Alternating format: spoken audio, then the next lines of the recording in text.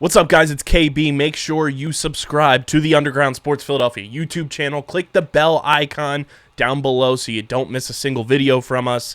And thanks for tuning in to another video from Underground Sports Philadelphia. Now let's get into it. Philadelphia, baby, you're going to love it.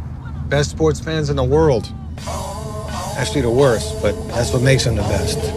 What is going on, everybody? Welcome in to episode number 531 of Underground Sports Philadelphia, presented by the city of Vineland. It's KB coming at you from Underground Studios. We've got a lot to dive into, as it was Boston Hate Weekend this weekend here in Philly.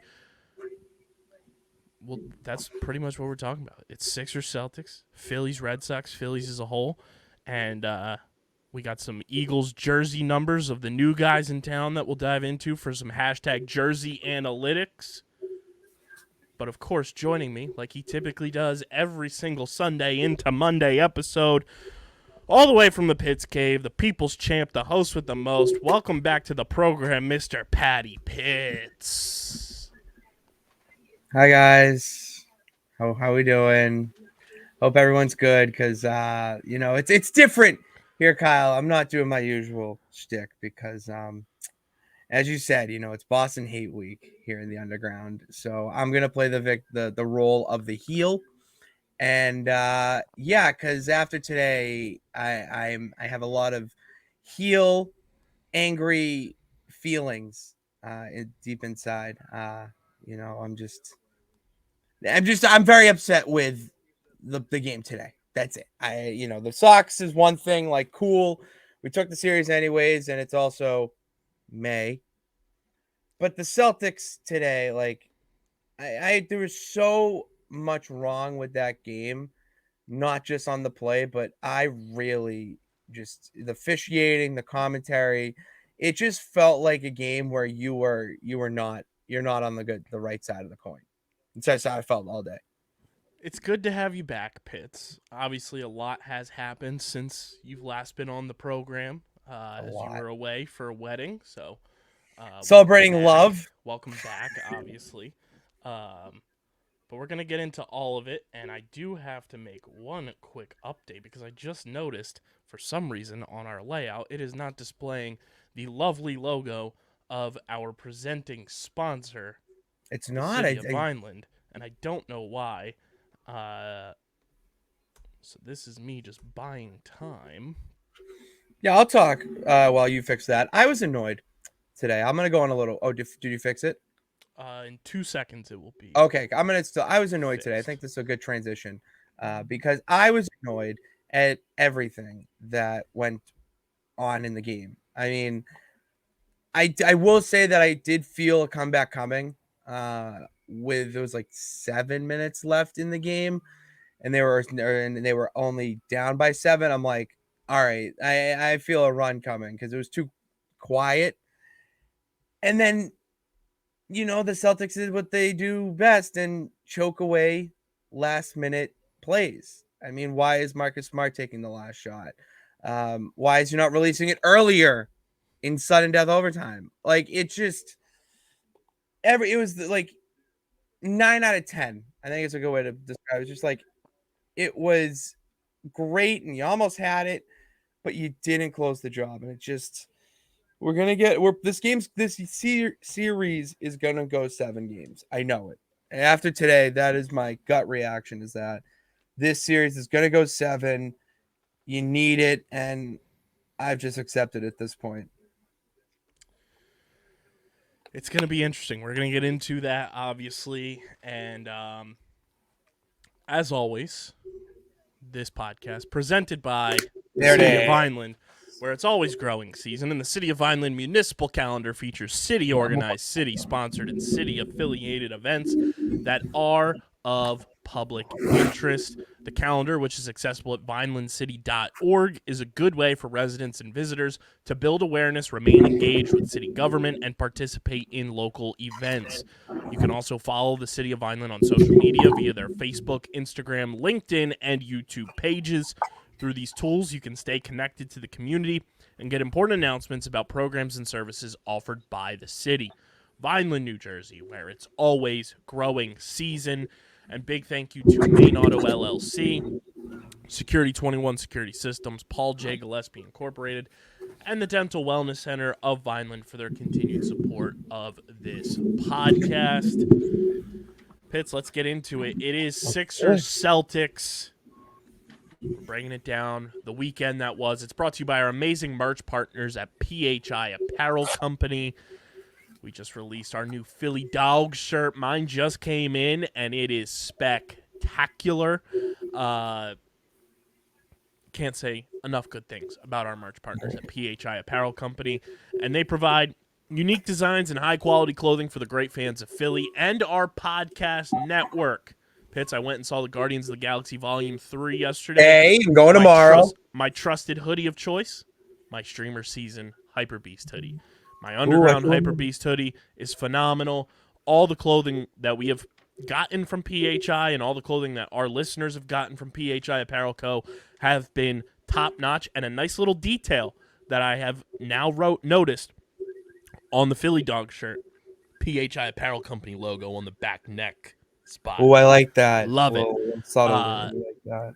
So with their original designs for all, there's no doubt you'll stand out in the crowd. That's if you're going down to Citizens Bank Park, if you're going to Game 6 of Sixers Celtics at the Wells Fargo Center, if you're just hanging out. You're going to stand out in your crowd, whatever it may be, because you're rocking merch from PHI Apparel Company. Our listeners can use promo code UNDERGROUND for 10% off any apparel when you shop online at phiapparel.co. Make sure you use that code so they know you're coming from us. phiapparel.co, code UNDERGROUND for 10% off your order. Pitts, let's get it started. The Philadelphia 76ers, the Boston Celtics. It has been an aging series, if I may. Yeah, that's one way to put it.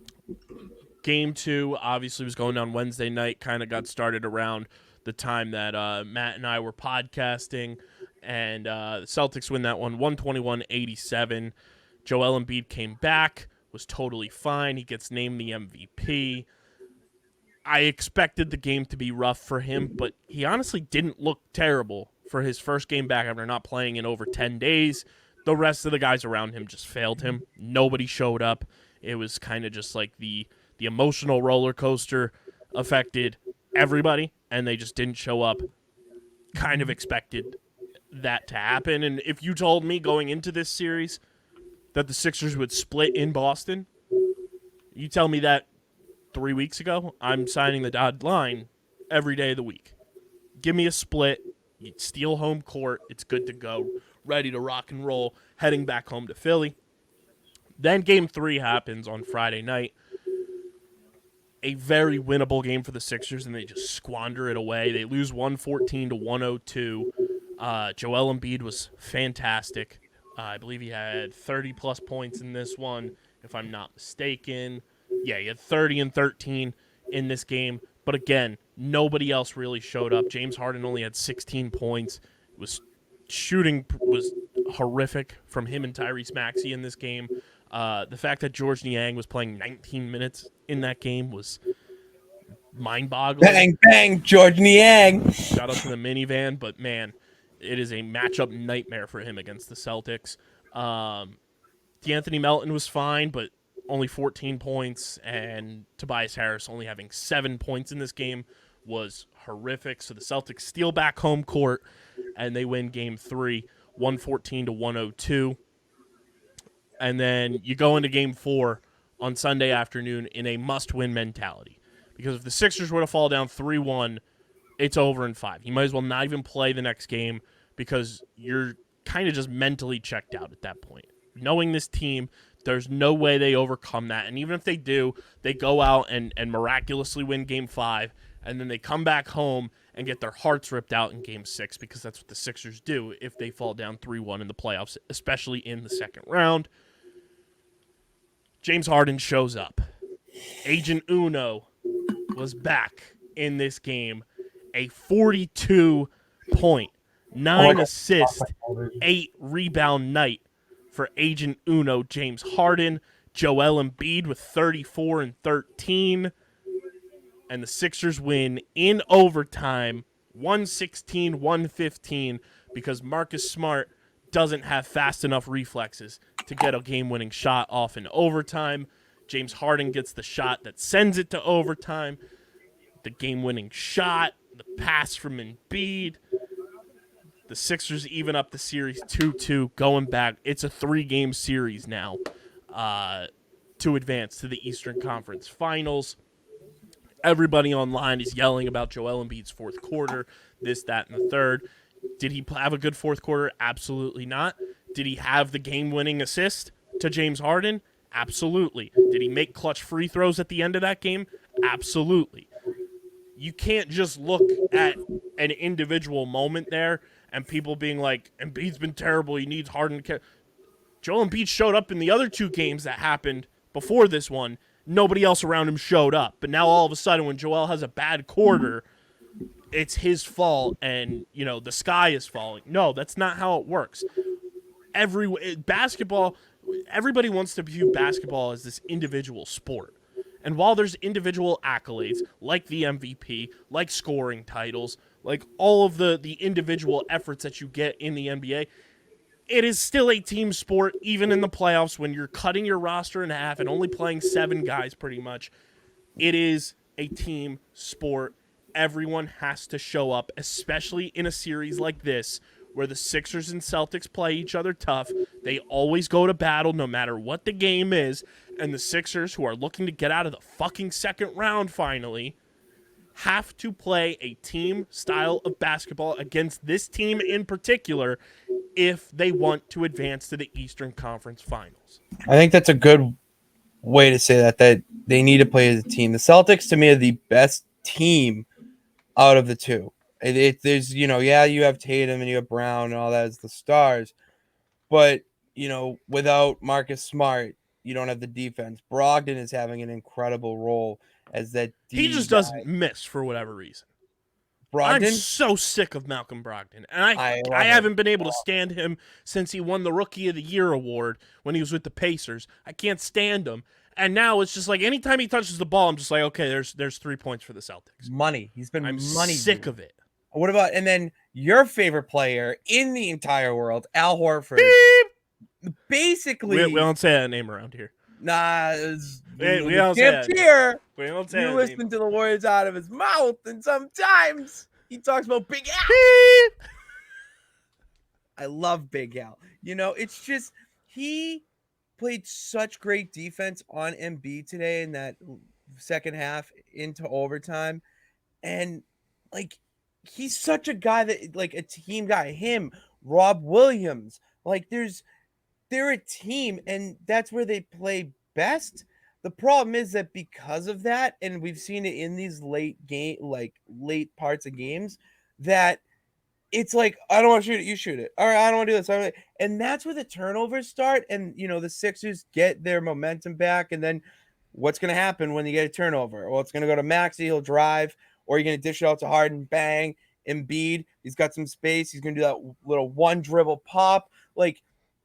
There's stuff that, the effects of turning the ball over and stupid mistakes that they've been doing in late games that you just can't have. And that's what literally allowed the Sixers to come back after their little disastrous thing to win the game. And it's just that, for you, game 3, you just said it was a winnable game on Friday night. I think today was a very winnable game for them, and they just didn't capitalize. Thankfully, they did not. Tobias Harris has to be better, man. He was great against the Nets. He was great in game 1 against the Celtics. But since then, he has completely disappeared. He played 45 minutes in this game 4, had 9 points. Tobias has to be better. Somebody has to, shake him, and smack him across the face and get him angry or something. Because unless he's angry and playing with, this, tenacity and, vigor and, like a junkyard dog, Tobias falls flat all the time in these moments, and you need Tobias Harris to step up because the next leading scorer on this team, who also did not have a particularly good game, played 45 minutes after Harden and Embiid with 42 and 34 respectively. The next leading scorer was Tyrese Maxey with 14 points. It's insane.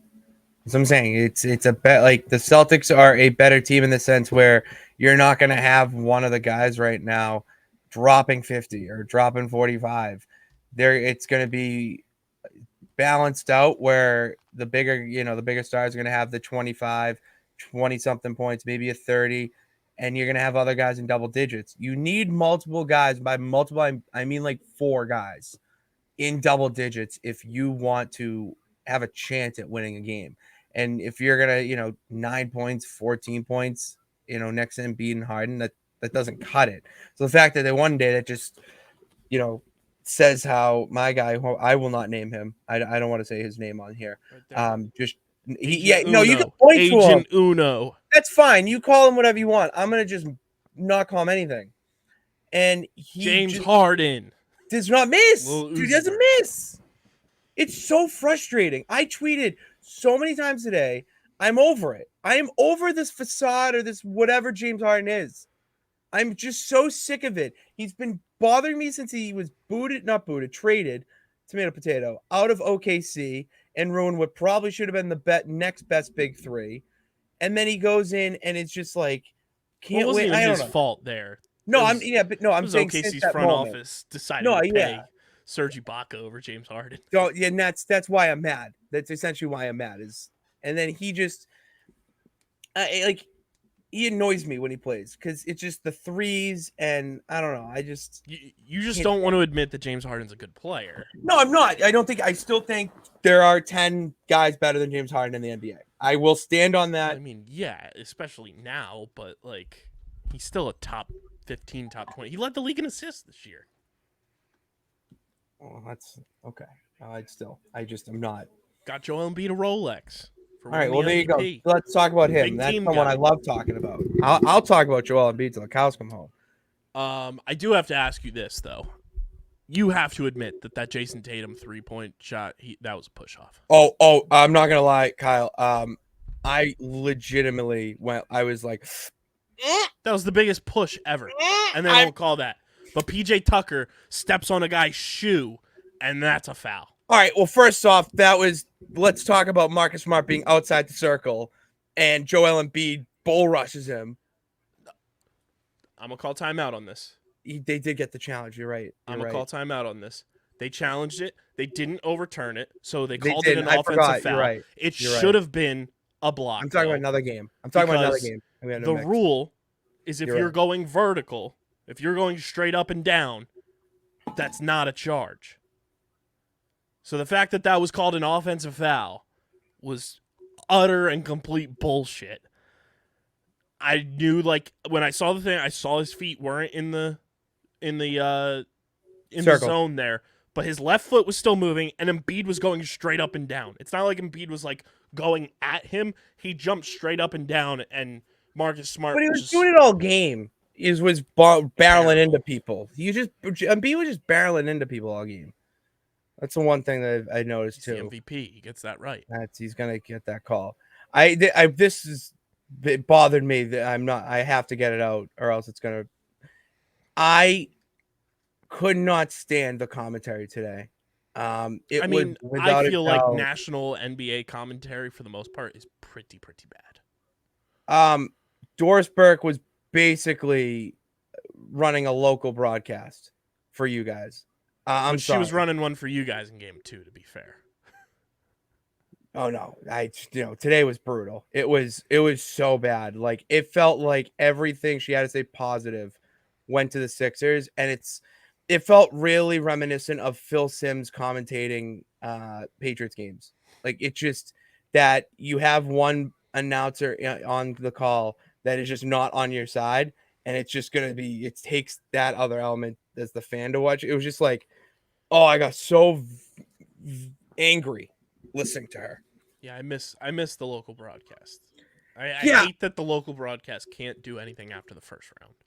I think that's stupid. I think they shouldn't be able to do anything after the for the finals. I think anything. Maybe you know what? I get doing the conference finals and like the local broadcast should get the first 2 rounds. That's what. Yes, I agree with that. I'm with you there. 2 rounds. I think that's a good little happy medium. You have finals for the conference, so the finals. And then you get the NBA finals. Exactly. It's and the local broadcast too. Like it's better for everybody. I mean, Yep. wouldn't you rather have your local people Oh, calling the give Sixers me right now? Kate Scott calling any basketball game. She is the best. Yeah, like it's. I disagree there, and it just didn't help today that it just felt like the Celtics, no one was on their side today. Sixers win 116-115 in overtime. And I guess it's fair to say that the Sixers don't ever lose the Micah Parsons game. Yo, I tweeted that. How I need to know Micah what your Parsons reaction wants is. to be an Eagle so bad. So bad. He wants to be an Eagle so bad it hurts him internally, knowing that he got drafted by the Cowboys. I love that. Because that made me let's smile. not forget, let's rewind to October. Micah Parsons was at the World Series with the Phillies, wearing Phillies gear, whole 9 yards. He's at the Sixers game today wearing a Maxey jersey. And I mean, we were given one of the all-time Eagles fan memes during the NFL draft when the Eagles continued to draft stupendously and draft every single Georgia dog on the board, and A.J. Brown just handing him the tissues through the screen and holding it up to the screen. Because Micah Parsons was losing his mind and just so upset that the Eagles were getting good players. And A.J. Brown just tissues. That's so funny. It's He just wants to be an Eagle so bad it hurts. And everybody has to remember, too, like, I feel like people forget Micah Parsons is from Pennsylvania. yeah, he went to Penn State. Yeah, like, it's not like he's just, like, this random, like, Philadelphia sports fan out of nowhere. Like, grew up in Pennsylvania. He has roots. You got roots. He's from Harrisburg. Like, How far is that from you? Harrisburg? From me personally in South Jersey, it's about 5 hours. Oh, okay. Oh, no, I'm sorry. That's via train. It's like 2.5 via car. The train adds 3 hours? From Vineland. Oh, okay. I'd have to drive to North Jersey to take train transportation. But 2.5, and it's like it's the capital of Pennsylvania is Harrisburg, so, which I think is very funny. It should be Philadelphia, but that's just me. Yeah, it's America's birthplace. Really? About. One of Harrisburg's near Hershey Park. Place. Oh, okay. Okay. Well, yeah, it's not like he's just a random Philly sports fan. He's got roots here, and he wants to be an Eagle so bad. That's so funny. I like imagine being that Cowboys fan that's a huge Micah Parsons fan. Oh, dude, during the World Series, the Cowboys fans were losing their minds. The amount of people I saw just be like, why don't you go play for the Eagles then if you want to root for the Phillies? Because we're playing the Astros, too. That's awesome. Oh, man. Dude, I love how just delusional Cowboys fans are. It's just... Lil Baby was at the game today. There was no way James Harden wasn't winning the Lil Baby game either. I hate him. Meek Mill was at game 1 in Boston after visiting his good friend Robert Kraft. Great. We stand with Meek Mill here. I'm not Meek gonna was say there that rooting for the Sixers. Sixers. It was great. Yeah, I'm a big I love when they pop out. I don't know. Yeah.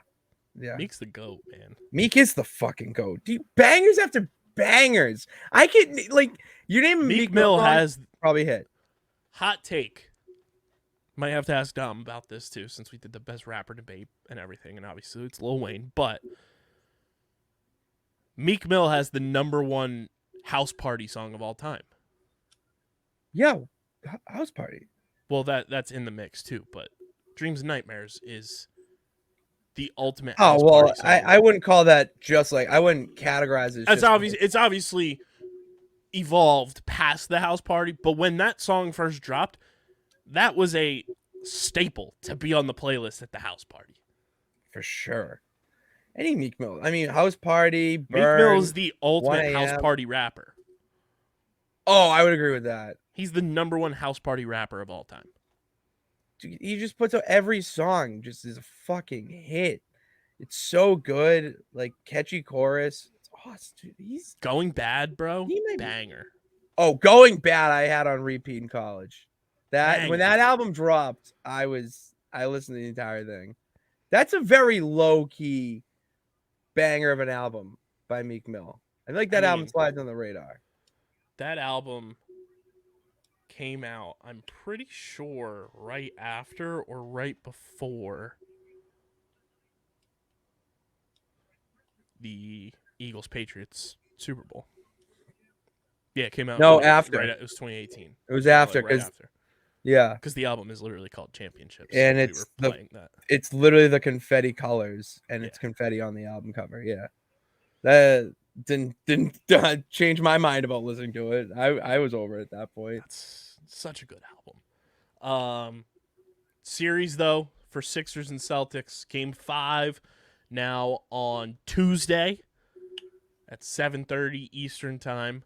We may have a stream for that. What's Wednesday? Tuesday at 7:30. Oh, I record the wrestling. No, yeah, I'll be on there late. We record wrestling at 7, so might have to make it happen. That. And then Game 6, time is to be determined, but it will be Thursday, May 11th at the Wells Fargo Center. How much are tickets? Too much. That's tough. Yeah, Sam. It's. I wish. It's hard in these streets. If there's a ticketing app or a ticketing website that wants to sponsor us, our door is open. Bro, I will promote the shit out of you. I already did it for PH Apparel at the bar watching the game on Friday night. There was a girl there in a Eagles hat. So I just looked at her and went, hey, go Birds. And she's go Birds. There are a lot of sneaky Eagles fans around you. A lot of sneaky Eagles fans. I find them in Southie all the time. I don't know why they flock. Obviously, I know why they flock to me.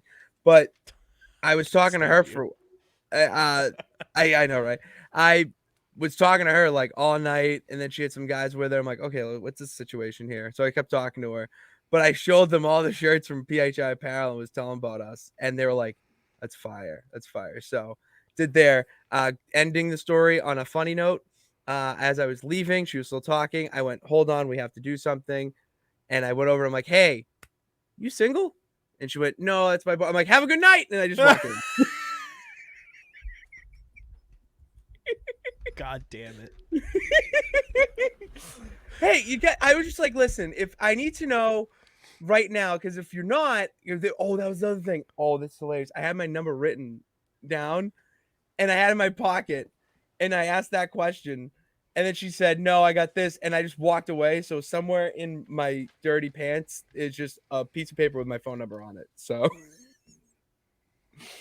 it's hard in these streets, man. No free ads, but I've recently been on a hunt for more rope hats. Yes. The 47 brand rope hat is undefeated. No free ads, but 47 brand, we'd love to work with you. That's a dream. That's a dream. That is a dream. Big fan of these style of hats. I love it. Yeah. I just got a new hat as well, and that's a good brand. It's a good brand. I've gotten like 3 in the last 2 weeks, or last probably 2.5 weeks or so. It's a decent amount. They had their annual April 7th sale because it's 4/7, so it's 30% off everything. So I got 2 hats. Oh, that's when I got it. Yeah. And then I found this one on the Bezos machine. That's where you love it. That's where you get some deals too. But yeah, at least 2 more games in this series. Wouldn't be shocked if we go to 3. I wouldn't. But it would be just the dagger in my heart if there is a 3rd game in this now best of 3 series, because it would be Sunday, May 14th, aka Mother's Day. And have to deal with the ups and downs of the emotions of Sixers Celtics on another holiday is the bane of my existence. Death, taxes, and Sixers losses on holidays. I love it. It's one of my all-time favorite things. I hate it.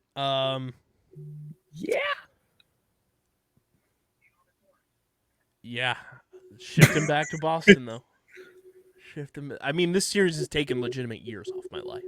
Yeah, this has been a draining series, honestly, watching Legitimate years off my life. Between game 1, game 3, and today, as we record this on Sunday night. Legitimate, probably a decade at bare minimum has been removed from my lifespan. I would agree. It's one of those series where if it's like starting out, it's gonna be a battle. Like obviously you're gonna have a game or two here and there of a blowout. But it's just anytime a team goes up by 10 or 15, that lead's not safe. It's not safe. It's not a safe lead. Here's quarter, the thing. When the Celtics go up 10 on us, I'm like, Jesus fucking Christ. Like, what the fuck? Like, especially in that game 3, the rims in that game felt like they were the illegal rims from the story that came out down at the Wildwood Boardwalk, where the basketball game that you see down the shore. Yeah. I know what you mean. This lady was using illegal rims. They were not like legit, and like she got banned from the boardwalk. She lost her license to be a vendor on the boardwalk with the basketball game. That's what I felt like the Sixers were shooting in. No, that was in game 2 because it was in Boston. Game 2, it felt like the Sixers end whatever end they were on. It was the Wildwood hoop, and the Celtics just had the perfect fitting hoop for the basketball to go through, and that's why they won 121-87. It just was like throwing rocks in the ocean for the Celtics. No shots were dropping for the Sixers whatsoever. It was ridiculous. They couldn't. I think I tweeted. I said these were the banned hoops from Wildwood. I think you did tweet that. I think I did. Oh, it drove me nuts. So yeah, hopefully on Wednesday's show, Matt and I will be talking about the Sixers in a glowing fashion, rather than on the edge of our existence once again with this team. But yeah, I also love Doc's passion after the game about the Jason Tatum push. Said it was a push, and he was pissed that it wasn't called because there were multiple touch fouls that there were a lot throughout the game, and then you don't call that. Yeah. Right after the PJ Tucker foul that I talked about, where he stepped on whoever it was, their foot ever so slightly, and they call a foul on that, and it's ridiculous. Also, the moment it's going crazy on Twitter right now. PJ Tucker coming over and yelling in Joel Embiid's ear. Mm-hmm. If the Sixers are to go on and win this series, that's the moment the series shifted. Oh, I can see that. Remember it. If the Sixers advance out of the second round, the moment that changed the trajectory of the series is when PJ Tucker came over and got in Joel Embiid's face, got in his ear, and told him to get his shit together. I would say that would be. And that's the stuff that you can't teach, and that's the stuff that's so valuable with a PJ Tucker. And yes, is it crazy that we gave a 37-year-old PJ Tucker $40 million? Absolutely, but that's the type of intangible stuff that you get by bringing PJ Tucker into your locker room. That's the type of stuff you can't teach to just any old veteran. PJ Tucker has that dog in him, Dog Island. He's going to change the culture of your team by doing stuff like that. When he was on the bench in Game 3, yelling at B-Ball Paul and telling him to get his act together. That's the type of stuff that helps shift your culture of a locker room in a positive way, as so long as those players are receptive of that message. And there are players who were on this Sixers team in the past that would not take kindly to that and would fold and would crumble. But the fact that B-Ball Paul didn't crumble, Joel Embiid took it and used it. PJ Tucker is a catalyst for potentially changing the trajectory of this series. I digress. Ben Simmons would have cried in his journal if PJ Tucker. Ben Simmons, no offense, I think Matisse Thybulle would have taken it personally. That stuff wouldn't have been able to fly properly. It wouldn't have. I agree. But I love that PJ Tucker did it because it needed to happen. It needed to happen. Let's move from the hardwood to the baseball diamond. It's brought to you by our awesome friends over at Wasted Wedge. Guys, Wasted Wedge, they've been with us now for about a month, and they're the best in the game. I've seen them starting to send more orders out, and I'm hoping I'm hoping it's from our listeners because Wasted Wedge products are the best in the game, and I want to tell you guys about the brand new way to drink shots with your friends and family when you're playing golf from our new friends at Wasted Wedge. Wasted Wedge is going to change the way you enjoy celebrating drinking on and off the course. I'm telling you, you bring this to a bachelor party. I wish I could have sent one to you, Pitts, to bring down to South Carolina because My God, you dude, would have that been a would have menace. You would have been been. the talk of the wedding. Oh my Lord, dude, that would have been the perfect crew for that too. Where the Pitts fam and the Flynn fam. We're going to have one of these for you for your fantasy football league golf outing. Mm-hmm. Because it's going to elevate your time on the course. It fits right in the side pocket of your golf bag. You bring it to a wedding. You bring it to a bachelor party. You bring this out on the golf course with the boys, the ladies, whoever it may be. It's going to change the way you're drinking on and off the course. I want you to think your shot skis that you had at your college parties, but let's clean up the mess. There's no hot glue involved. There's no glass shot glasses I was just about to say, no like, big, it's not bulky DIY. ski involved. It's a foldable, compactable golf wedge that is clean. You're using plastic shot glasses. It's the perfect party prop. Check out their full lineup of Wasted Wedges and merchandise at wastedwedge.com, and make sure you guys follow them on Instagram and Facebook at Wasted Wedge. That's wastedwedge.com. Check out everything they have to offer. Clean logo, clean merch as well. And find them on Instagram and Facebook at Wasted Wedge. Remember the name, wastedwedge.com. Pitts, the Phils and Red Sox did battle this weekend. I was at game 1 of the series for Bryce Harper's return at Citizens Bank Park. It was a beautiful moment. Love seeing the MV3 back in the lineup. The fact that he came back from Tommy John surgery after 160 days, he is a medical marvel. He really is. It's like John Cena-esque. That's unbelievable. Like, guys are out for a year minimum with Tommy John, and this man is back in May. 5 months. That's 5 months. That's insane. That's another reason to love Bryce Harper. He's the man. Phil's had a shot in game 1 to win. It didn't feel great early on. I was at the game, like I said. Zach Wheeler just didn't have it early on. And when he started to figure it out, it was kind of just too late, and his pitch count was way too high. Phillies had it tied 3-3, and then squandered away the lead and end up losing game 1 of this series 5-3. They lose the game yesterday as well, 7-4. They were kind of not really in that one whatsoever. Bailey Falter has been brutal to start this season. Another just 3-inning outing from him. You can't continue to do that if you're the Phillies. We'll get into that in a little bit. And then the Phillies salvaged the series on Sunday. My sister and CFO Margie were at the game for the Mother's Day game. Very cool giveaway that the Phillies had. A little handbag situation for all the female fans 15 and older. Phillies win 6-1. And Kyle Schwarber goes yard against his former team. And Philly's able to salvage the series. Bryce Harper also hit his first home run of the season in this series on Saturday night. Oh, Saturday. I didn't know if it was Saturday or Friday he hit the home run, but I did went see to about the same spot that he hit the Bedlam at the Bank shot during the NLCS as well. It's been tough. It's good to see the Phillies get off this losing streak because they obviously got swept by the Dodgers out in L.A., lose the first 2 to the Red Sox. The pitching has been the issue lately for the Phillies, simply because you have guys like Bailey Falter. You had Matt Strahm as a spot starter for the past month or so now, but now that it seems like Ranger Suarez is on his way back, Strahm got moved back to the bullpen, which is only going to benefit the team as a whole to have him and lengthen the bullpen now and use him for what he was actually brought here for. And then Taijuan Walker, outside of today, has had a number of difficult starts to start this season. You've been taxing your bullpen, which has led to your opponents scoring astronomical amount of runs against you, which makes it that much more difficult for your offense to try to come up clutch and tie and win ball games for you.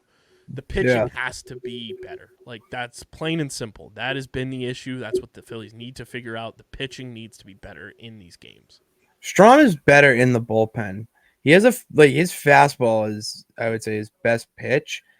And he's someone that can give you a nice, inning and a half, 2 innings of relief. And I just don't see him as a starter. He's been fantastic as a spot starter, like for the Phils so far. Like he's gone at least 5 innings, pretty much every outing. He's been great, but that's not the type of pitcher he really is. That's right. Yeah. When you only have a guy going 5 innings when he's at his best, you're still using 4 innings of bullpen. When you have Bailey Falter only going 3 innings and you're down 4-0 after the third inning, you're taxing your bullpen. You're putting pressure on your offense. Like, it's not that hard to figure out.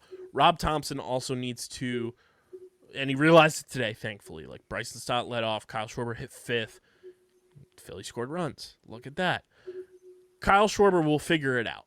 He's the type of guy that figures it out. But when Kyle Schwarber is hitting 181 and you're having him bat leadoff simply because he can go boom at any given time, it's not ideal. Because when he's not going boom, he's striking out.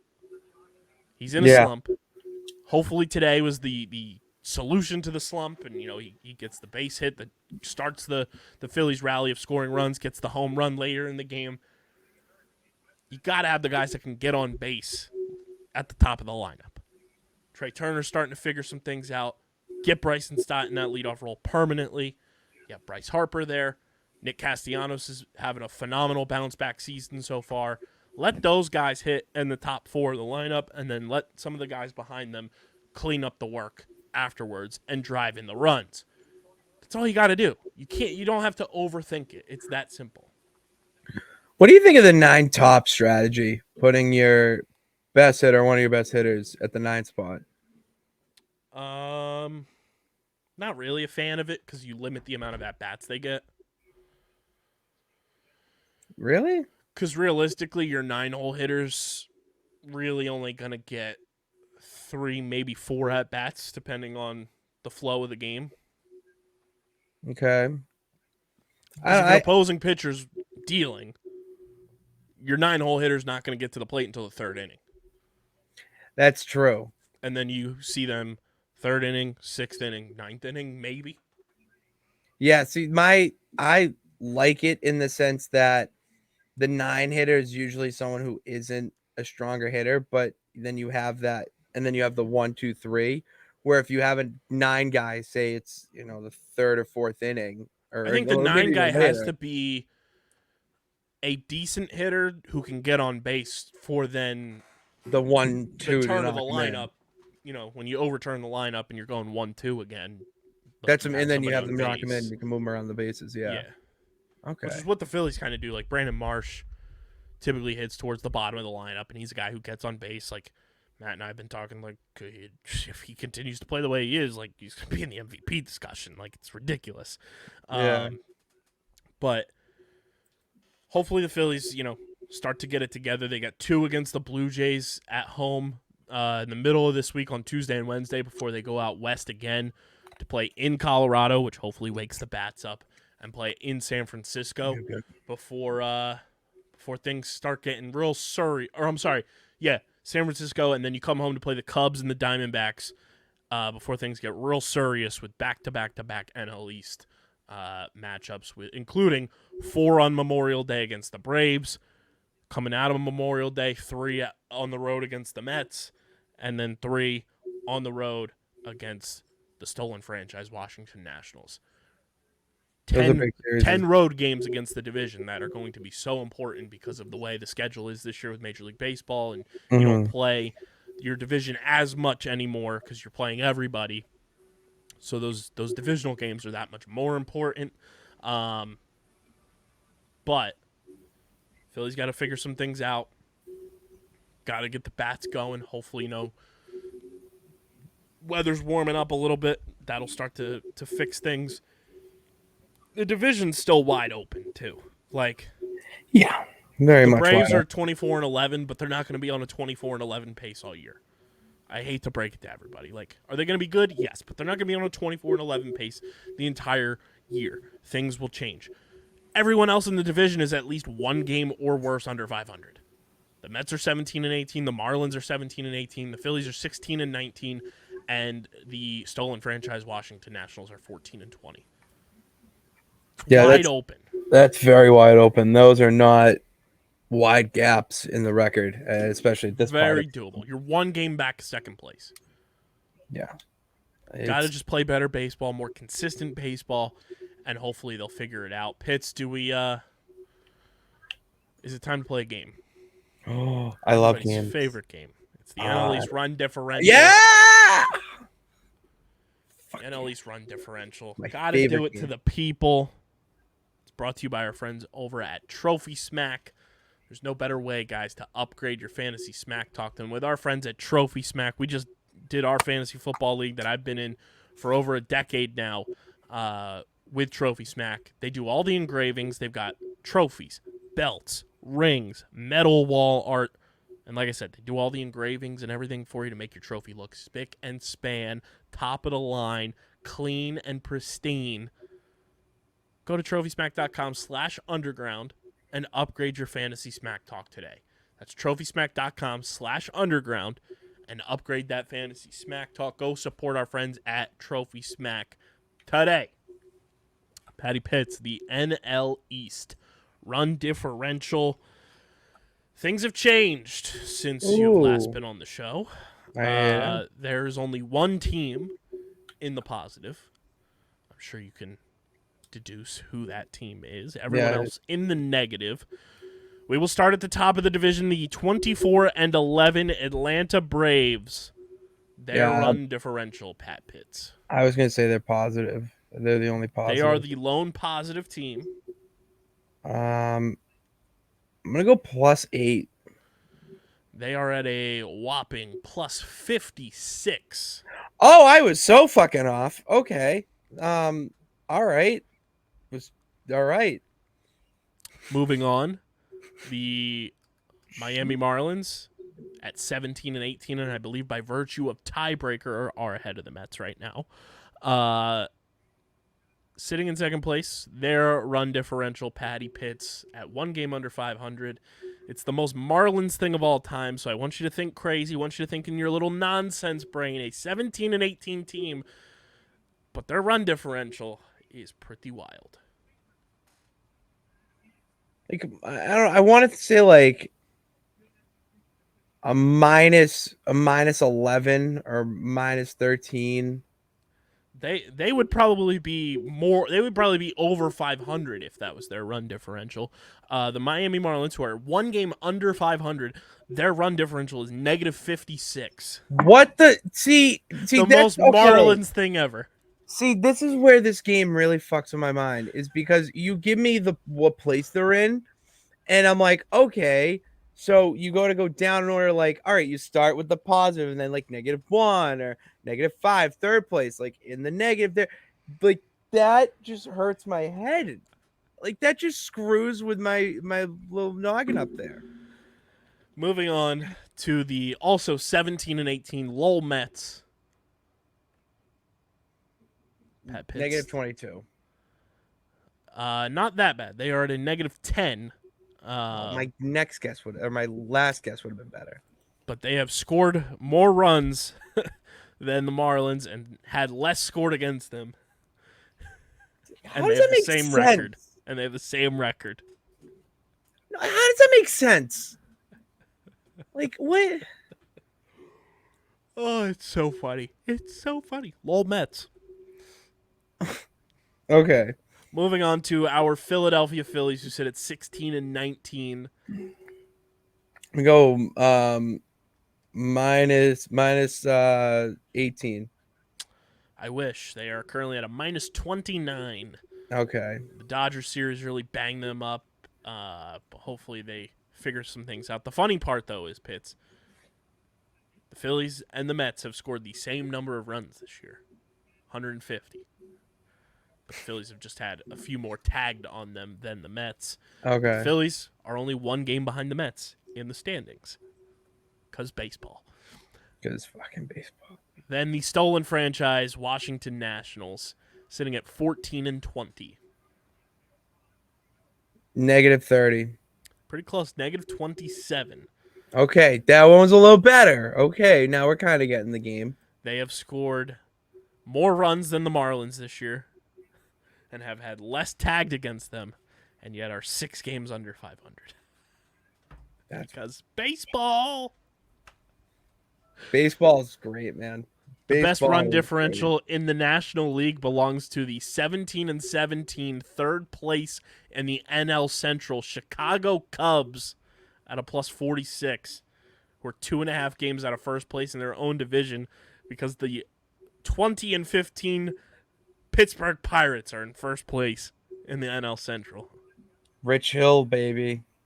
I can't believe the Pirates are in first place. I really feel like we're in some sort of nonsense galaxy. I really do. The Dodgers are finding their way. They have a plus 40 run differential, which is the second best. Or I'm sorry, that's the third best in the National League. The Cubs are the second best behind the Braves. The Braves have the best run differential in the National League. Looking at the American League, though, overall in baseball, the Tampa Bay Rays, who are at 28-7, have a plus 115 run differential in the AL East, where every team is at least one game above 500. And then looking in the AL West, where the Texas Rangers lead that division with a plus 85 run differential. Pretty good stuff from them. Can you guess the 8-27, only averaging 2,500 fans a game, Possum still in the stadium, Oakland, soon to be Las Vegas Athletics run differential pits? It has to be the worst in the league. It's the correct? worst in baseball. Oh my far. God. All right. I'm giving it out. It's got to be like negative 95. They probably wish it was negative 95. It is negative 124. No. They are just a joke. Like, honestly, between the shit that they had on the last scandal they had, the Possum, they are now doing a season. They are now doing a summer package for their fans. 37 games for $99. Yeah, I don't care what team that is. I would just do that if I was 100%. Dude, they're averaging 2,500 fans a game. You could sit wherever the hell you want. That's like going to a You movie. could change seats every inning. You physically could. Every half inning. View every inning. Every half inning, just go to a different Literally. different side. I mean, yeah. Oh my God, that's just ridiculous. And I thought the Rays had terrible fandom. Like, that's just so bad. And imagine being a player on that team, and you show up to your home games, and just nobody wants to see you. Like, like that would be the worst case scenario. We're going to talk about an owner that should be forced to sell the team. Oh, 1,000%. You should sell the team. Not relocate. You should just get rid of the team and bring in someone who actually would make it into a fun organization. Ryan Reynolds. All right.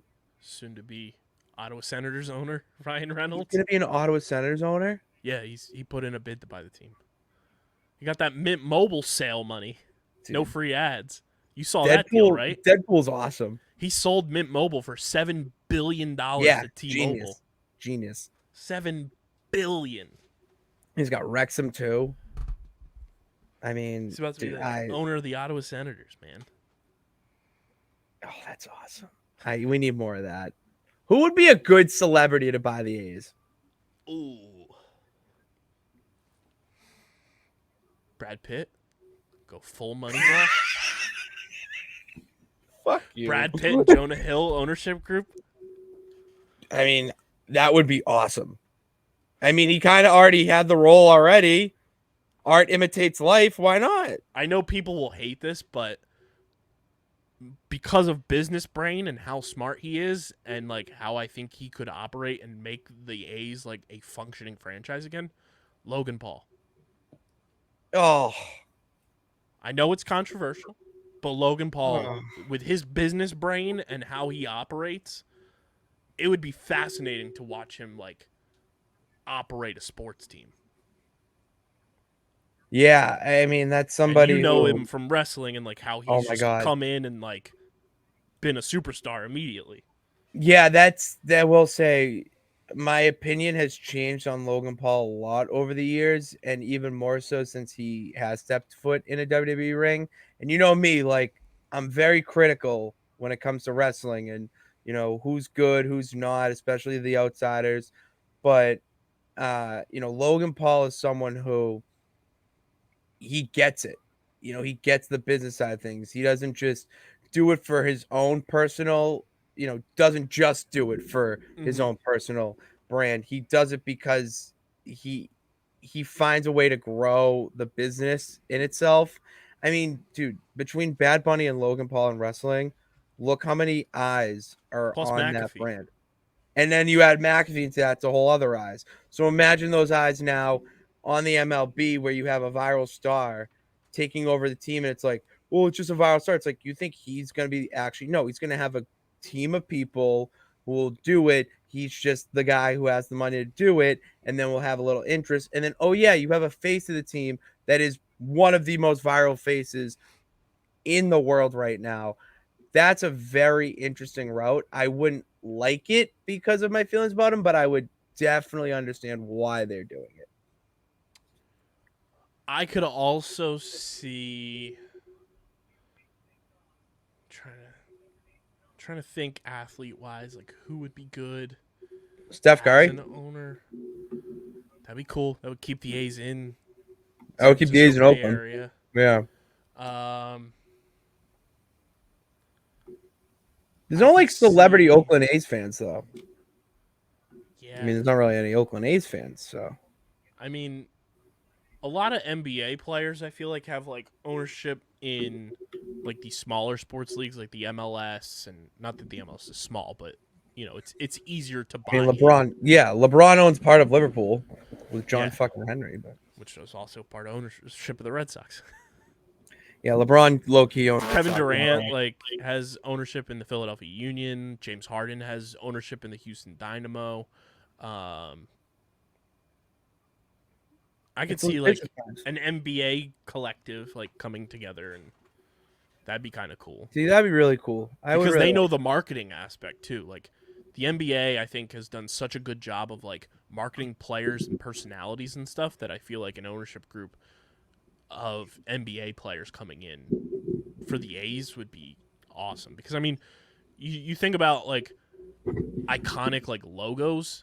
That A's Gothic script A is one of the most iconic like pop culture baseball hats out there. I think top 5 easily. It's like Yankees, it's Red Sox, it's Phillies, it's Dodgers. Dodgers. This is all no order, by the way, for everybody listening. No. And I think the A's are in there for sure. I put like that hat like transcends what the Oakland A's are. And they're not that legendary to begin with. Outside of Moneyball. Yeah, that's our claim to fame. Mark McGwire. Mark and the Bash Brothers. Yeah. So. They call me Jose. Have you seen that? On Twitter. Jose Canseco follows you on Twitter? That's the most bizarre thing you've said all night. Yeah. Have you seen that Lonely Island movie thing on Netflix? Oh, yeah. They call me Jose! And I'm Mark. Fun fact, the first album I ever bought was a Lonely Island album. That's incredible. Lonely Island is incredible. Top notch. Shout out Andy Samberg. Pitts, let's go from the baseball diamond, though. Shout out to the Phils. Let's get back on track, boys. Let's beat the Blue Jays. Got the best 2 pitchers in the rotation going these next 2. Get it rolling. Let's go to the gridiron as the Eagles have now unveiled New Jersey numbers. It's brought to you by our friends over at Kenwood Beer, the official beer of Underground Sports Philadelphia. It is a refreshing light beer, 4.1% ABV, 127 calories, just 10 grams of carbs. Go to kenwoodbeer.com and use the Kenny tracker to see who has Kenwood beer on tap in the Philadelphia area. You can buy Kenwood at your local Philadelphia area liquor store or in Eastern Pennsylvania, your local Whole Foods. Light body, light calories, plenty of flavor. The best light beer on the planet. Must be 21 or older to do so. And, of course, please drink responsibly. And you can also get it at Game 6 at the Wells Fargo Center. Big Kenny's available. So go get your Kenwood beer on. Shout out to Kenwood Beer, the official beer of Underground Sports Philadelphia. Pitts, let's get into some jersey analytics, which is one of my favorite things to do because If you look good, you feel good. If you feel good, you play good. And if you play good, you win good. So here are the initial jersey numbers offered to the Eagles. Some returning players who were with the team last year. Defensive tackle Noah Ellis, now wearing number 61. He was on reserve non-football injury list in 2022. Running back Trey Sermon, Sunday Sermon. Oh, yeah, I remember him. He's on the Eagles now? 30, yeah, we signed him last year after he got cut by the 49ers. He was wearing number 34 for us. He's now in number 22. And punter Aaron Sipos, who, no offense to him, I hope he gets cut because he's just not that good at the football punting. He was number 8. He's now wearing number 10, and that is a sign to me he's getting cut. I'll elaborate on that later. Yeah. Some veteran additions for the Birds. Running back Kennedy Brooks, wearing number 34. Safety Terrell Edmonds, wearing number 26. I like that one a lot. That's a great safety number, great defensive back number. Safety Justin Evans, wearing number 30. I like that as well. Offensive lineman Julian Good-Jones, wearing number 77. And tight end Dalton Keene, wearing number 47. I know that name. Do you? Dalton Keene, former Patriot. Oh, I didn't know that. Yeah. Yeah, he was drafted by that. He's wearing what? 47? 47. That's a good number for him. Yeah, Dalton Keene and the other guy, they were drafted in the same draft. They played for 3 years. They had a combined 8 catches. Nice. Don't think he's making the team, especially since the Eagles signed Dan Arnold earlier this week.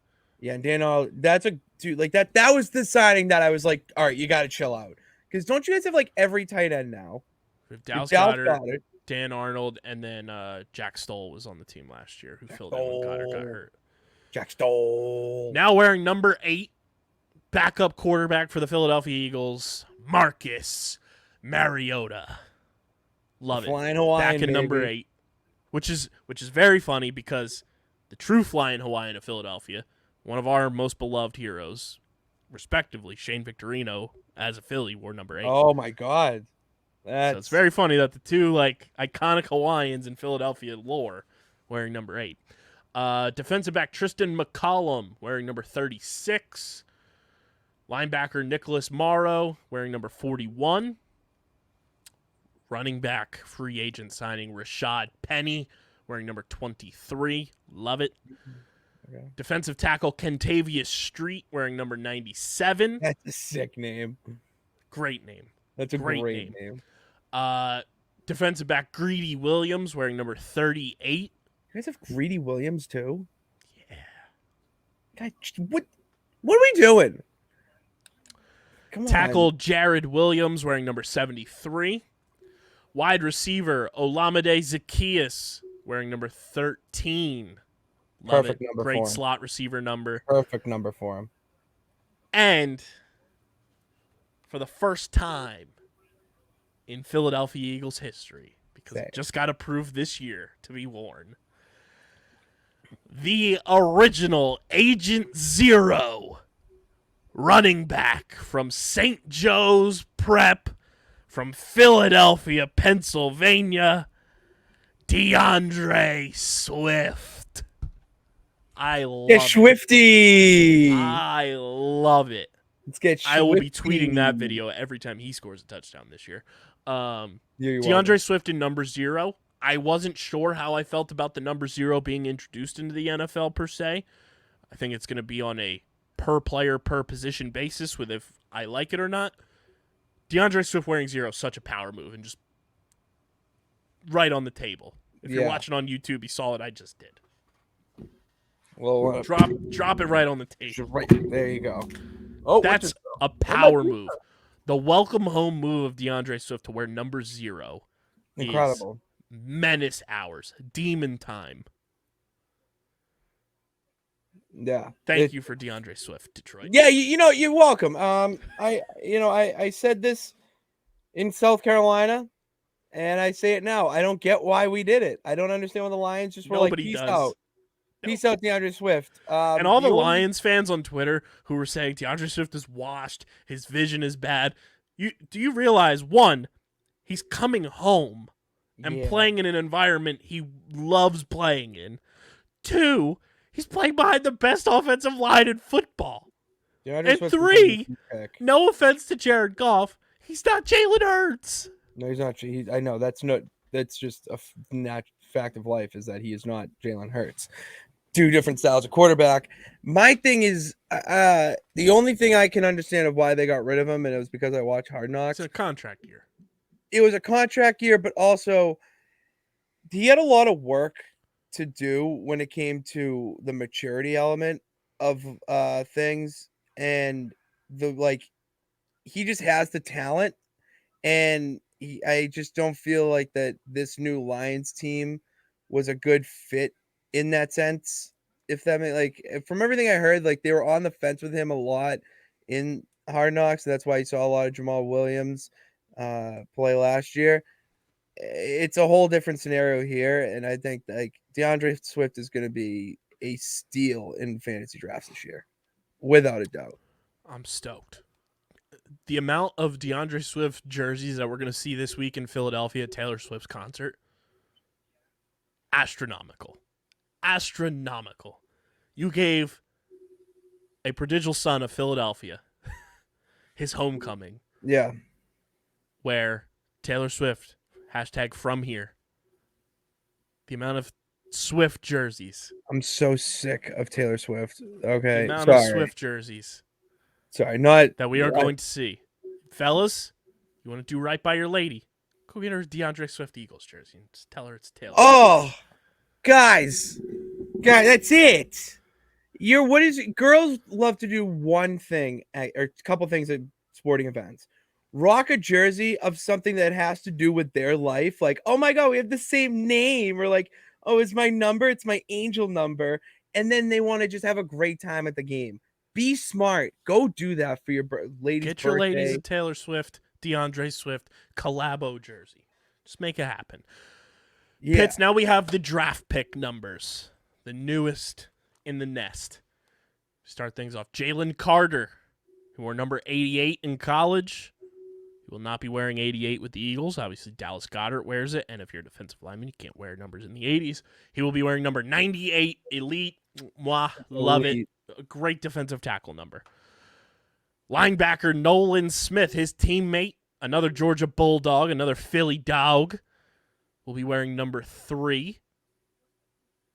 I am typically not a fan of the single-digit linebacker numbers.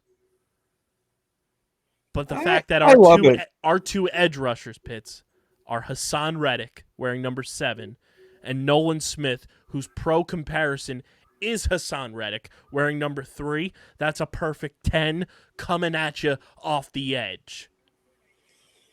Yeah, I'm a big fan of the single jersey number. I don't know. I think if it's you're him, one of those situations where if it's like a you're him guy, you have to rock it.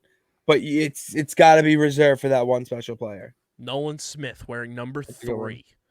That's a big number to live up to in the city of Philadelphia as well. That's Allen Iverson, Bryce Harper.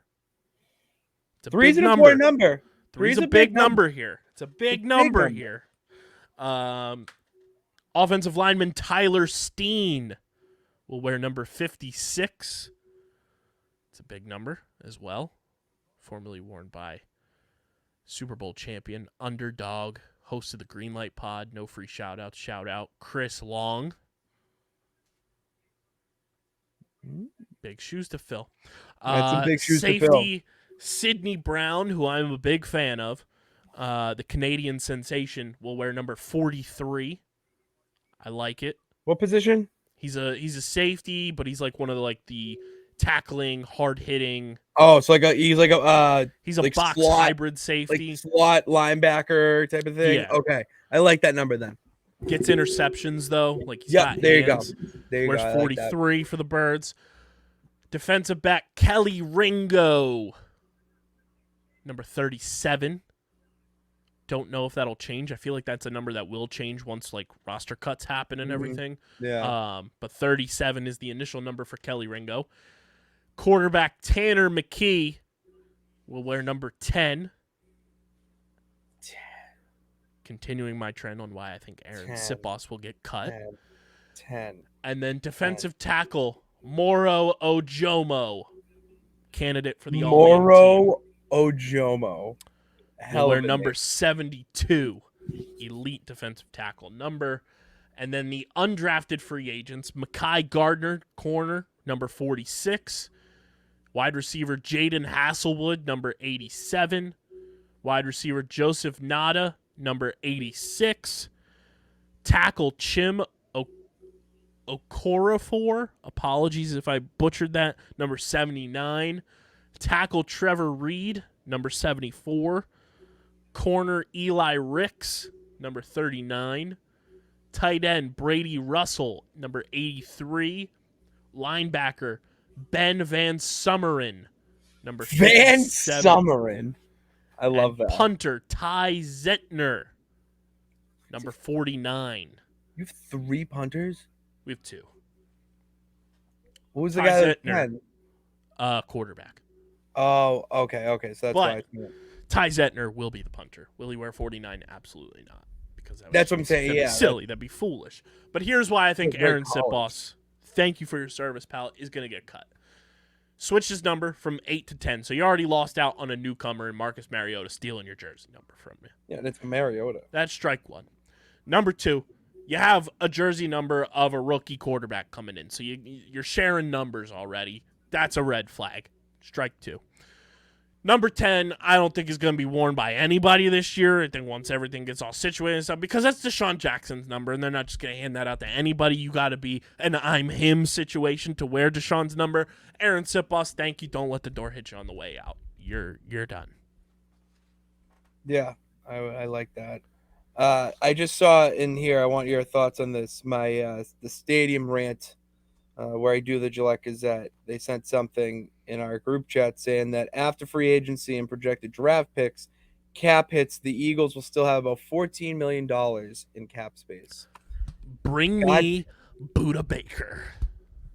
If you guys get Buda Baker, I'm done. I'm going to be so fed up with Philly sports. Love you guys so much still. Cue 50 Cent, Many Men, and play the compilation of Howie Roseman. See, that's the thing. It feels like, it's like, to me, if you guys get Buda Baker, it'll be like that brother or family member. It's like, they get everything. I'm the, middle child syndrome. Like, why? That's how I feel. You can do all the, like, because that's going to be my mood. Like, you know what I say to all the GMs who are allegedly upset that Howie Roseman and the Eagles are doing it?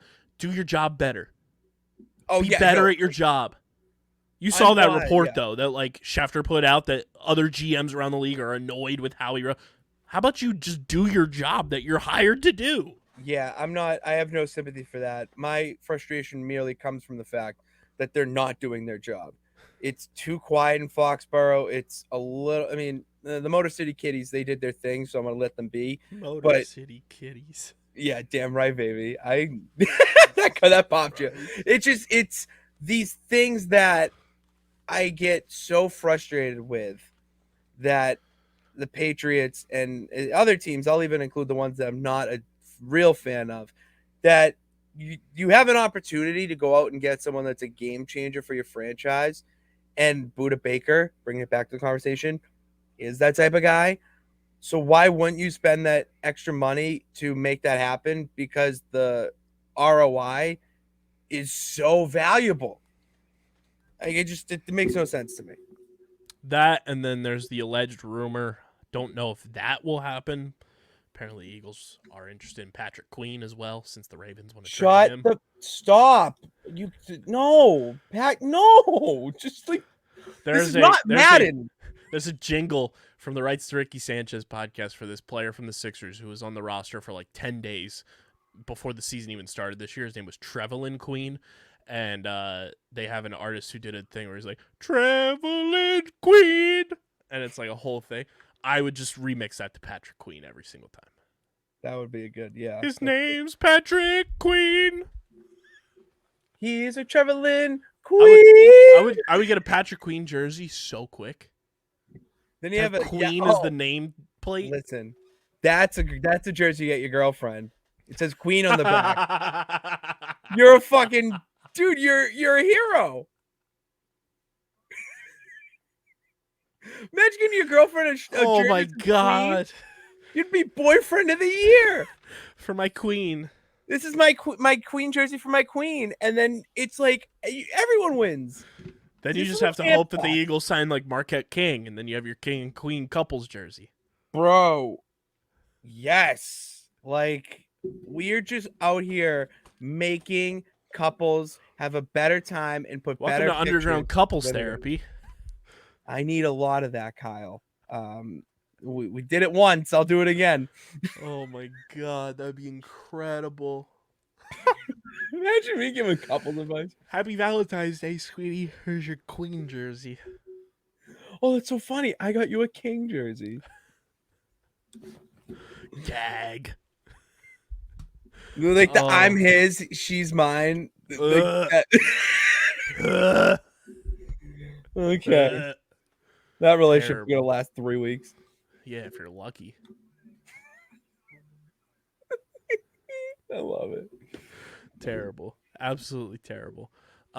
Most of the Eagles, though, that are going to stick on the roster get a flying colors passing grade on the jersey analytics test from me. Yeah, those made some sense to me. Nothing especially was the rookies, especially DeAndre Swift, Olamide Zaccheaus. Zaccheaus is a sneaky 113. That just makes sense. Big dubs. Yeah, I mean the NFL schedule release is this coming week, I think. Oh, let's go. That's a nice day. That's a nice day when the schedule gets released. Let's see. I'm pretty sure that's upcoming.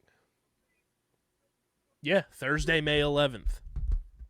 So we'll have the actual days and everything that we'll be seeing everything. Everyone's predicting that the season opener is going to be a Super Bowl rematch on the Thursday night game with Chiefs-Eagles. I could see that, yeah. So we'll see what happens there. Also, Pitts, next year's NFL draft's in Detroit at the stadium.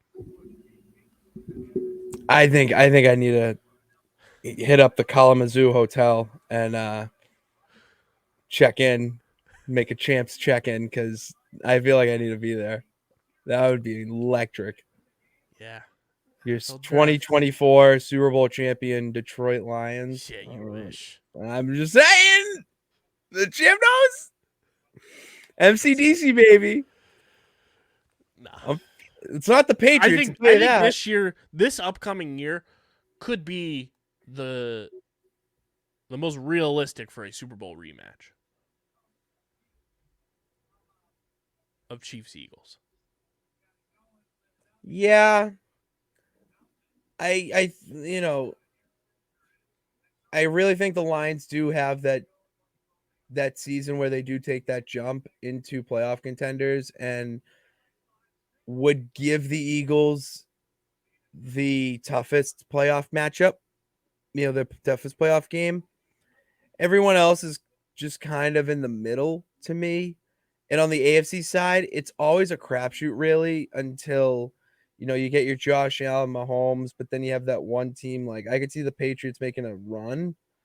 I don't really see them winning the playoffs, but it's definitely a good step forward in getting them back into being who the Patriots the are. AFC is way more of a gauntlet than. That's what I mean. Is that like you could the have Eagles are going to run the NFC for the next 7 years.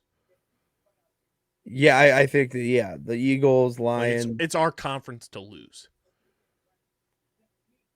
Who's Niners will always just be sneaky weird in there and like always in there. They don't have a quarterback right now.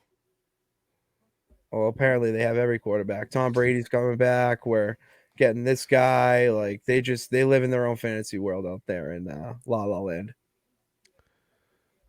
Yeah, the Seahawks. Seahawks are sneaky, but they also after this year they don't have a quarterback. Because Gino's contract is effectively a 1-year deal. Well, what do you mean? They're not going to lock it up with Drew? Stop. You put on for the teams in the NFC right now, it's the Eagles by far and away number one. Yeah. I think the next tier down, it's like Lions, Cowboys, Seahawks. 49ers. Yeah, Cowboys. But the Cowboys do that's the thing is I always leave them out of this conversation we're having, not because it's the Philly and that bias. It's the fact that it's the same song and dance every year. Yep. And it's like I've seen the same episode of Family Guy 1,000 times. That's more entertaining than watching the Cowboys play football in December and January. It's just I don't see them being that real contender because they have their own internal issues that somehow they still work out into a 10-6 record.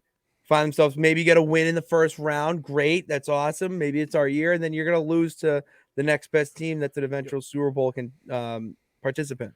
I think that second tier, though, after the Eagles, it's the Lions, Cowboys, 49ers, and Seahawks. Then after that, it's the Giants, the You believe in Danny Dimes? Saints, No, I don't believe in him. Okay, the Saints, the Panthers. Okay.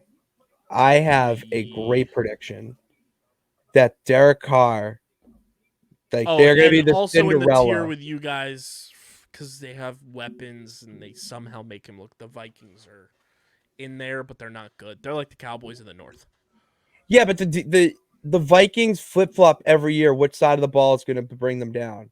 Last year was their defense. Oh no, yeah, last year was their defense.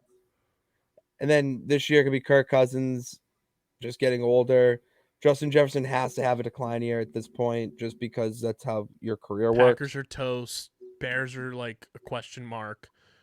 Yeah, Cardinals are terrible. They're just chaos, and screw them. I wish them nothing but outside of Zach Ertz, I wish them a very terrible downfall. Bugs Bunny meme insert here. Well, yeah. The Rams are absolutely dreadful. They drafted 2 quarterbacks.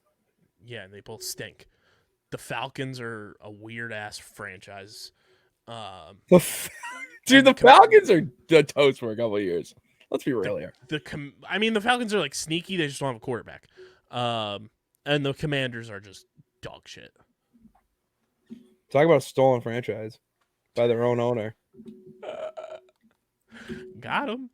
The champ's hot tonight. The champ is hot tonight. That's all we've got. Do have to make an announcement though. Tuesday night, 7 p.m. Eastern time.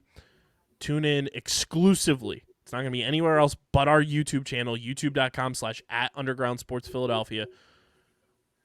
Outside the Box annual PLL college draft extravaganza. We are going hardcore in the paint, hardcore with this stream. We've got tons of surprises happening on this stream that you won't want to miss. Subscribe to the YouTube channel. Click the bell icon. Tuesday night, 7 o'clock. Watch along with myself and DJ and potentially many, many others. And watch the PLL college draft on ESPNU. No free ads, but shout out to the PLL. Make sure you guys are following us on the socials at Underground PHI, Twitter, Instagram, Facebook.com/UndergroundSportsPHI. Follow Pitts on Twitter and Instagram at Pat_Pitts on the Bird Machine and on the gram at Pitsy35. Follow me at KBIZZL311 on Twitter and KBIZZLE11 on Instagram. Subscribe to the podcast feed. Apple Podcasts, Spotify, wherever you get your podcasts, we're there. Leave a 5-star rating and review. It really does help the show continue to grow, helps more people find Underground Sports Philadelphia, helps us, bring this podcast where we believe it can go. So go subscribe, leave a 5-star review, and subscribe to our YouTube channel, youtube.com/@undergroundsportsphiladelphia. That's where you get full video episodes of this podcast twice a week. You get full video episodes of every podcast on our network, shorts, clips, live streams, you name it. It's on our YouTube channel, youtube.com/@undergroundsportsphiladelphia. We got to get more Pitsy on the Street videos because for whatever reason, those shorts do numbers. They do really well. Between the dog clip video from Super Bowl and April 25th. Listen, I'm a walking entertainment center, really, at this point. And that clip, I looked at it, and 10,000 people have seen me make probably the funniest mistake I ever did in college. And I've been like, I need my own little web redemption. 3,200 on YouTube. Jesus Christ. For Pat Pitts, I'm QNN. Have a good one. Also, I love how the QU journalism Twitter account liked the tweet when we. They will like it all the time, dude, because it's the professor who runs it was like one of the like I had her a lot, and they obviously they know Patty Pitts, and think anything like that. Like when I got back into the studio that day, everyone was just laughing their ass off, and my professor looks at me and goes, "That was pretty good. That's pretty good." Emmy-winning producer for a news station looked at me and goes, "Yeah, well done, good job." Because it was wow, I love it. That was one of my favorite moments. So yeah, go subscribe to the YouTube channel. We are currently, as of this recording, at 451 subscribers, on that road to 500, on that road to 1K. Let's get to 500 like before the end of the month, before Memorial Day. We have to get to 500. Let's get there. Let's make it happen. 49 more of you need to subscribe, and that happens. That's so simple. Be a friend, tell a friend. Go subscribe to the YouTube channel. Big thank you to all of our sponsors, including Main Auto LLC, Security 21 Security Systems, Paul J. Gillespie Incorporated, the Dental Wellness Center of Vineland, and, of course, this podcast presented by the City of Vineland. And whether you're a company looking to expand, relocate, or are a new business startup, selecting the right location is critical to your success. Vineland, New Jersey offers both an affordable business location and an excellent quality of life. The city's economic development department is a one-stop source for moving your project through the development and approval process. Their goal is to make this process as smooth as possible and to provide the fastest turnaround times in the region. If you are considering potential locations for your operation, contact the Vineland Economic Development Team at 856-794-4100. That's 856-794-4100. Vineland, New Jersey, where it's always growing season. And be sure to get your merch, PHI Apparel Company. Get your Philly dog shirt. That shirt is fire. I have one in my possession, probably the very first one to exist. It is one of the, and I'm not just tooting my own horn because I designed the shirt. It's one of the coolest looking shirts you can get to rock this Eagles season. It really is. I'm trying to get my hands on it. I'm thinking about ordering another one, Pitts, and doing it as a cutoff. Ooh, okay. I like that look. Yeah. For the summer. But that's what I'm saying. The summer, warm weather's coming. I'm already sweating down here in the Pitts cave. Like, it's on the rise. Do it. It's got that grunge look to it. So go get your Philly Dogs merch. Get all your merch at phiapparel.co, code underground for 10% off any and all orders. But this has been episode number 531 of Underground Sports Philadelphia, presented by the City of Vineland. Go Sixers, go Phils. For my man Patty Pitts, I'm KB. We'll catch you guys Wednesday night, hopefully talking about a Game 5 win for the Sixers. But until then, we're getting the heck up out of here, and we're signing off. Peace.